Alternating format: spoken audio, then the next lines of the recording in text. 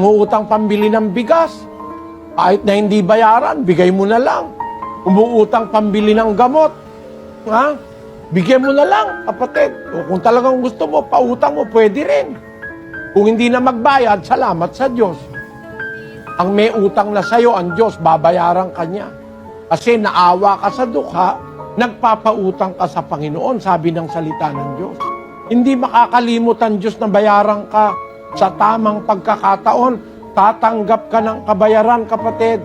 Ay, hindi, Brad Eli. Ako ayoko ka nagbibigay dyan sa mga pulubi niya kasi mga miyembro ng sindikato yan eh. Kukunin lang ng sindikato.